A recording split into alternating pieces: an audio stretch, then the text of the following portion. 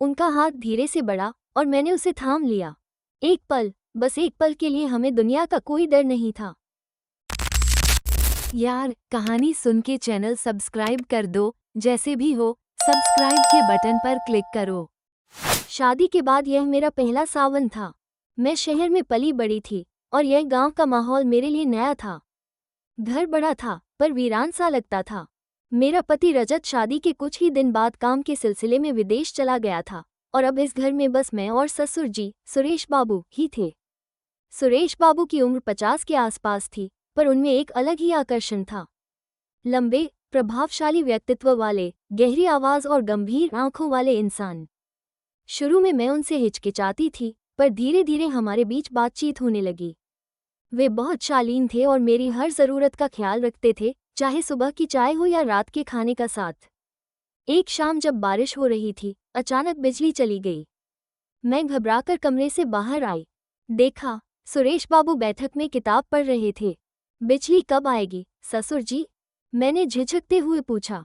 उन्होंने मुस्कुराकर कहा, पता नहीं, लेकिन डरने की कोई जरूरत नहीं। आओ, मोमबत्ती जला देते हैं। मोमबत्ती की मध्यम रोशनी में हम दोनों बातें करने लगे। उन्होंने अपने जीवन के कई किस्से सुनाए, कैसे उन्होंने अकेले ही रजत को बड़ा किया, कैसे पत्नी के जाने के बाद उनका जीवन बदल गया। उनकी आंखों में कुछ दर्द था जो मैंने पहले कभी महसूस नहीं किया था।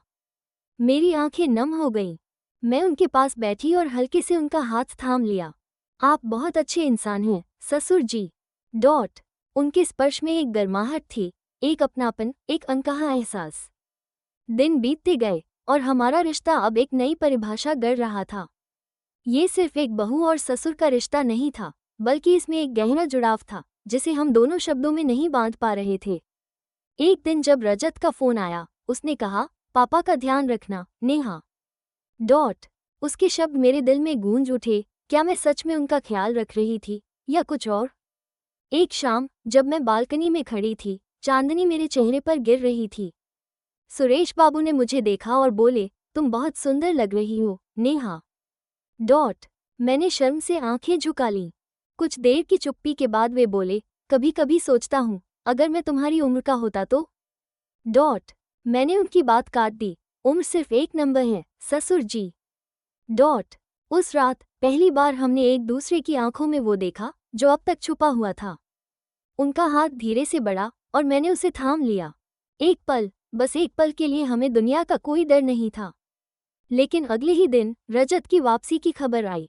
हम दोनों समझ गए कि जो भी था वो एक सपना था, एक ऐसा सपना जिसे समाज ने कभी जगह नहीं दी।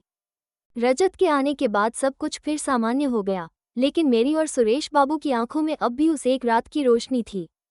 शायद कुछ रिश्ते नाम नहीं मांगते, वे सिर्फ एहसास होते हैं। आज भी जब सावन की बारिश होती है, मैं उस रात को याद करती हूँ, उस मोमबत्ती की रोशनी, उनकी गहरी आंखें और वो अधूरा एहसास जो मेरे दिल में अब भी कहीं सांस ले रहा है।